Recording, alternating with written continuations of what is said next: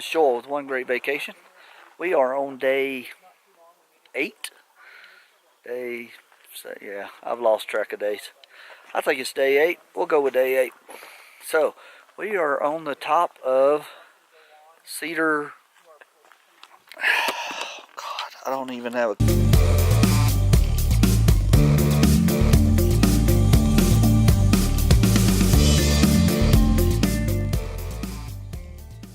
Good morning, everyone. It's Joel with One Great Vacation. This is day 8 of our trip, I think. We are on Highway 14 headed to Cedar Break National Monument. I just had to stop, look behind me. Holy cow, what a view.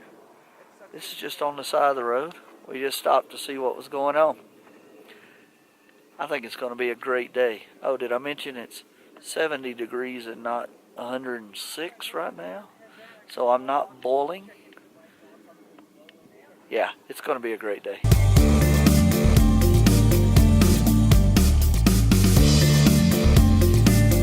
We have arrived at Cedar Break National Monument. It is pretty spectacular. If you want to beat the crowds, here's the place to come. It's not a full day thing, but it's got some hiking trails that we're fixing to go on. And so far, you can't beat the view.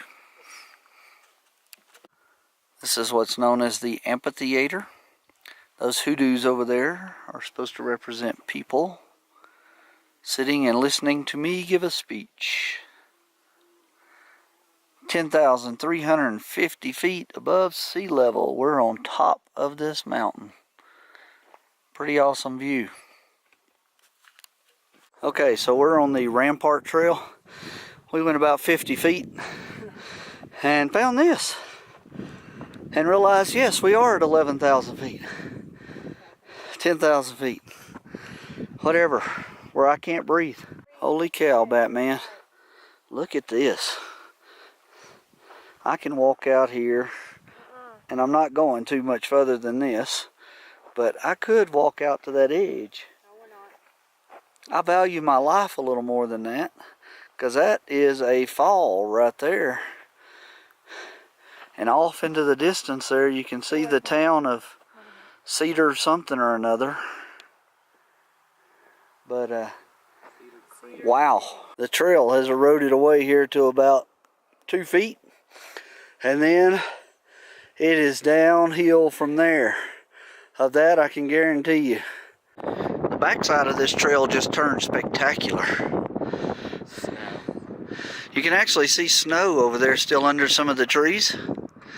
And on top of that hill there's 2 radar towers, I believe, for weather. Pretty cool. You can see the road down below us. We found some nasty snow, but it is snow in June. It must be well shaded because it's about 70 degrees out here. Okay, so we were up there at those tanks. Now we're down here considerably lower, which means we're going to have to climb our way back out of this dude too. But that's okay, it is beautiful. Okay, we're on this narrow peak. It doesn't fall off very far that way. But over here, look at that. Whoo! That's a long ways down. Spectral Point. There is canyon all the way around us, and we're going out on the tip of this dude. Here we are at the end of the trail. We are at where? Spectra Point. We are at Spectra Point. It's been quite the hike to get here, but man, just look out there. I'll show you how we got here. That point over there is where we started this hike. And we went all the way around the lip until you can't see where we went. Don't slip to the left or to the right. Spectra Point. This is what it looks like coming out of it. It is quite hairy. One slip and off you go. That's where we were, where we came from, where we ended, where we turned around. Now we're headed back. Travel tip of the day. I would not bring small kids on this hike. The sand we're walking on is loose.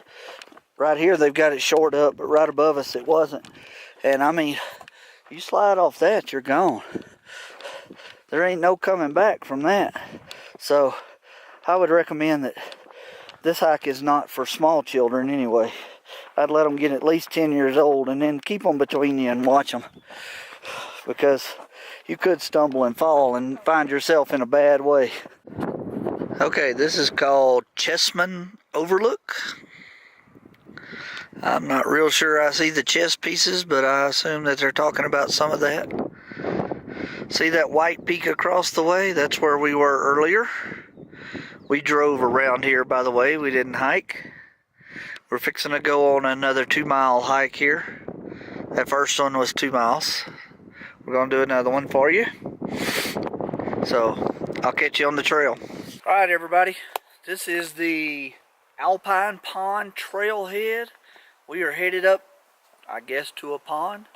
It says it's a 2-mile round trip, moderately strenuous, so that means I'll be huffing and puffing.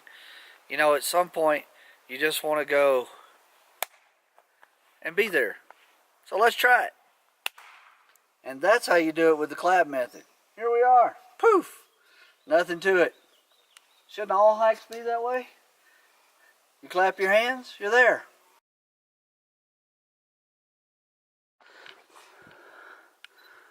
This is a viewpoint from number 12. Whatever 12 means. The trail maps were all gone. Okay, I want to show y'all 2 things on this trail. First off, see all the dead trees? So as explained to us up at the information center, that is caused by beetles. And in 1992, the beetles infested this this mountain, and they've been killing off these fir trees. But if you'll notice, they don't attack the new little ones. So they think that the devastation the beetles have done is almost over. And the beetles will die out. And the forest will reclaim all of this, and it'll be pretty and green again for another 200 or 300 years, and then the beetles will be back. You can also see up there a little ways that we have snow on that side of the hill above us. And then, of course, we got the canyon on this side of the hill toward us. So far, a nice little hike. Number 9, Scenic Overlook. Not bad. This is the unscheduled Scenic Overlook because you can walk right up to the edge and fall off. Forever. But that being said, it is very gorgeous. Alright guys, we made it to the pond. Yeah, me huffing and puffing's what happens when you can't clap and be there. Not much of a pond. It's got a green scum on the top. Oh, the water's clear, but green scum all over it. Yeah, not very pretty. We're climbing straight up. This is the huff and puff part. Still gorgeous. One of the more scenic stops on the hike here. We're no longer looking at the canyon, but there's a great meadow area between them here that the road runs around. Man, it's gorgeous. Up on top of this mountain.